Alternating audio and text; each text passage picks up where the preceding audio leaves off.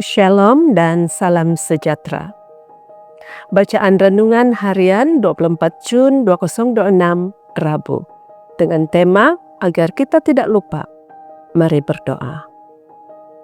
Tuhan Bapa kami yang berada dalam kerajaan syurga, kami membuka hati dan pikiran kami pada saat ini untuk Roh Kudus-Mu bekerja agar kami dapat memahami renungan yang akan kami dengar pada pagi ini. Dalam nama Yesus kami sudah berdoa. Amin. Tajuk bacaan, pendidikan pada zaman lalu yang indah. Ayat inti, kamu tahu bahasa Yunani? Kisah Para Rasul 21 ayat 37.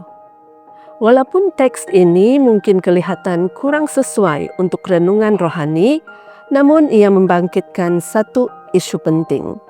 Zaman kegemilangan pendidikan pada masa lalu tidaklah begitu baik.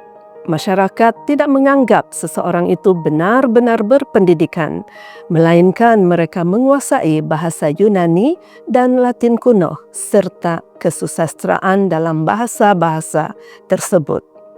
Pendidikan tradisional tertumpu kepada karya-karya klasik purba. Sudah tentu jenis pendidikan sebegitu tidak membawa makna kepada golongan marhain yang perlu bekerja untuk menyara hidup. Namun itu tidak memberi kesan yang besar kerana tiada peruntukan untuk pendidikan rendah maupun menengah bagi golongan tersebut. Secara ringkasnya, pendidikan formal di sekolah selama sebahagian besar sejarah manusia tidak terbuka bagi kebanyakan orang, walaupun dalam bentuk yang paling asas sekalipun.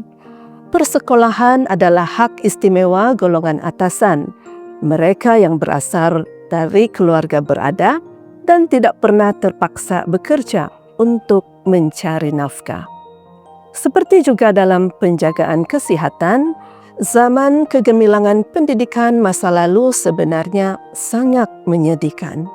Selama lebih 2000 tahun, pendidikan di Barat hanya berfokus kepada bahasa kuno, kata-kata, idea, dan buku-buku agung warisan mereka.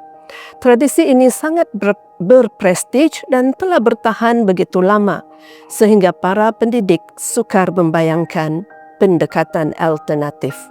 Namun reformasi akhirnya datang dan mencapai kemuncaknya pada abad ke-19, tepat ketika gerakan Adventisme sedang berkembang.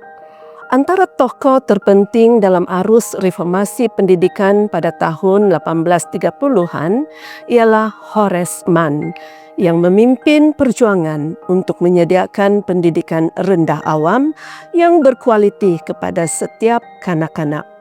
Mann dan rakan-rakannya bukan sahaja berusaha menjadikan pendidikan itu boleh diakses tetapi juga praktikal dan menyihatkan. Mereka sedar bahawa tidak ada gunanya mendidik minda jika tubuh kanak-kanak itu berpenyakit. Di peringkat pendidikan tinggi pula, muncul College Oberlin, sebuah institusi yang pada tahun 1830-an telah menggantikan kurikulum berasaskan klasik Latin dan Yunani dengan memusatkan pandangan hidup berasaskan Alkitab serta membangunkan program pengajian buru manual bagi membantu orang ramai memperoleh kemahiran berguna selain pembelajaran buku sehingga memastikan keseimbangan antara aspek mental dan fisikal. Prospektus Oberlin menyatakan sistem pendidikan di institusi ini akan memenuhi keperluan tubuh dan hati serta intelek, kerana ia bertujuan untuk memberikan pendidikan terbaik bagi manusia seutuhnya. Idea-idea pendidikan Adventisme tidak muncul dalam ruang hampa.